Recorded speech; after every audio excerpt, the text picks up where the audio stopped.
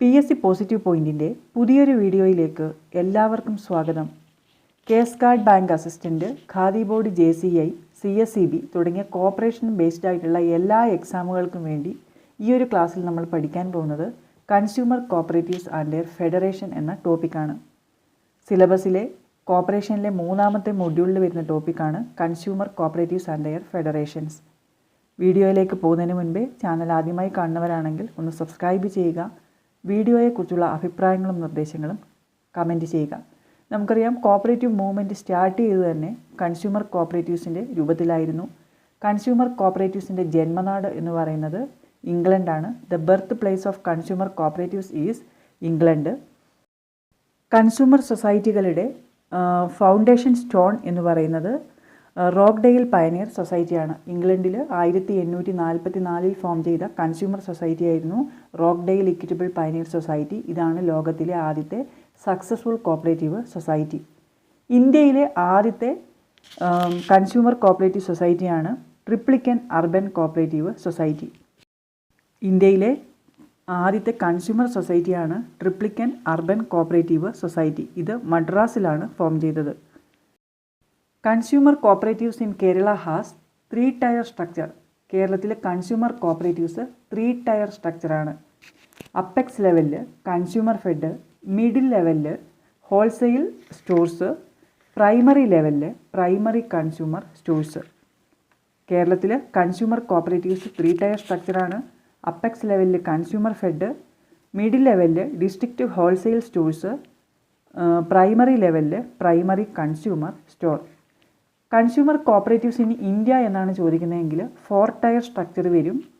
National ലെവലിൽ വരുന്നതാണ് NCCF, national cooperative consumer federation. NCCF national ലെവലിൽ വരുന്നതാണ്. സ്റ്റേറ്റ് ലെവലിൽ വരുന്നത് കൺസ്യൂമർ ഫെഡ്, ഡിസ്ട്രിക്റ്റ് ലെവലിൽ വരുന്നത് ഡിസ്ട്രിക്റ്റ് ഹോൾസെയിൽ സ്റ്റോർ, പ്രൈമറി ലെവലിൽ വരുന്നത് primary consumer store. Primary consumer stores bulk ക്വാണ്ടിറ്റിയിൽ ഗുഡ്സ് പർച്ചേസ് ചെയ്യുകയും കൺസ്യൂമേഴ്സിന് റീസണബിൾ പ്രൈസിൽ സെല്ല് ചെയ്യുകയും ചെയ്യുന്നു. ഈ ഗുഡ്സ് സെല്ല് ചെയ്യുന്നത് ഒന്നുകിൽ ക്യാഷ് ബേസിസിലോ അല്ലെങ്കിൽ ക്രെഡിറ്റ് ബേസിസിലോ ആണ്.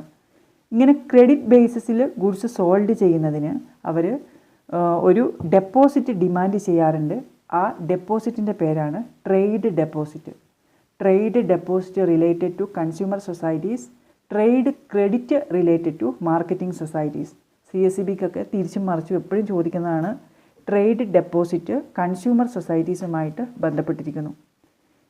അതായത് primary consumer stores bulk quantity goods purchase ചെയ്യുകയും കൺസ്യൂമേഴ്സിന് റീസണബിൾ പ്രൈസിൽ സെല്ല് ചെയ്യുകയും ചെയ്യുന്നു. ഇങ്ങനെ ഗുഡ്സ് സെല്ല് ചെയ്യുന്നത് ക്യാഷ് ബേസിസിലോ ക്രെഡിറ്റ് ബേസിസിലോ ആണ്. ക്രെഡിറ്റ് ബേസിസിലാണ് സെല്ല് ചെയ്യുന്നതെങ്കിൽ അവരൊരു ഡെപ്പോസിറ്റ് ഡിമാൻഡ് ചെയ്യും. ആ ഡെപ്പോസിറ്റിന് പറയുന്നതാണ് ട്രേഡ് ഡെപ്പോസിറ്റ്.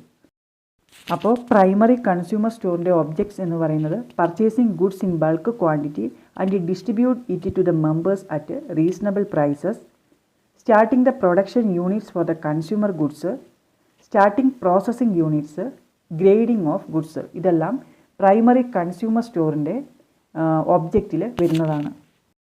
ഡിസ്ട്രിക്റ്റ് ലെവലിൽ വരുന്നതാണ് district wholesale stores. Usually area of operation എന്ന് പറയുന്നത് ഒരു ഡിസ്ട്രിക്റ്റ് ആയിരിക്കും. പ്രധാനപ്പെട്ട ഒബ്ജക്ട്സ് ആണ്.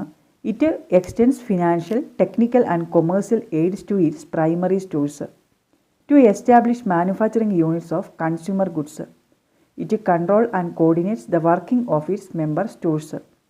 It open branches for retail distribution. It undertakes the operation of supplying essential goods as an agent of government. District wholesale സ്റ്റോറുമായി ബന്ധപ്പെട്ട ടേമാണ് double compartmental system. Double compartmental system related to district wholesale store.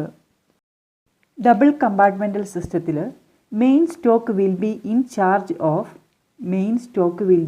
Charge of manager or store keeper.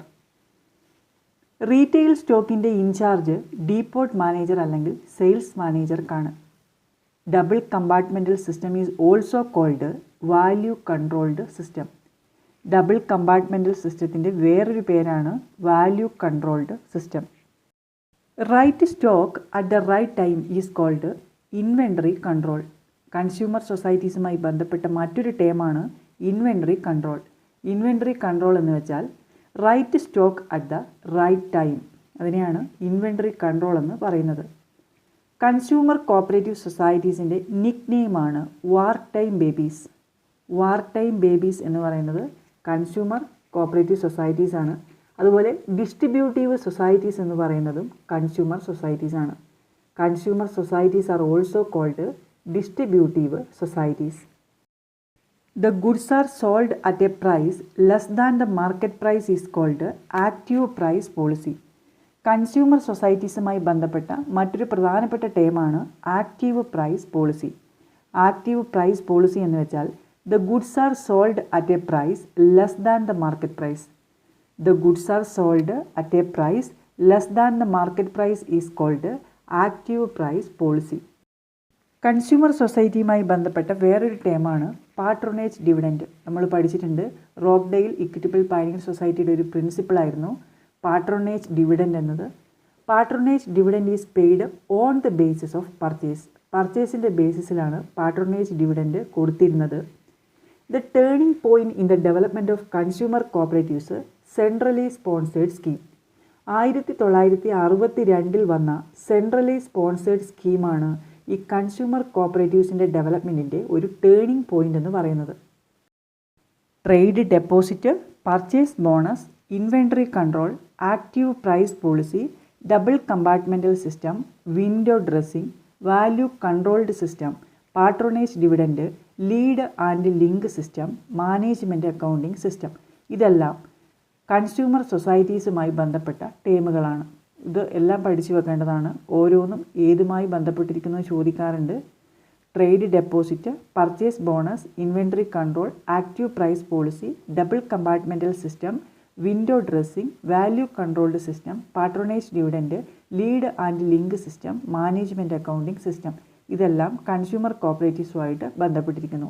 Lead and link സിസ്റ്റമാണ് rural consumer scheme എന്ന് പറയുന്നത്. 1976 rural consumer scheme start ചെയ്തത്. Rural consumer scheme implement ചെയ്തത് NCDC ആണ്. ഇതിൻ്റെ മറ്റൊരു പേരാണ് lead link scheme.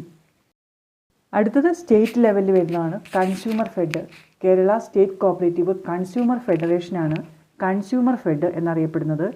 1965 September 4 consumer fed register ചെയ്തത്.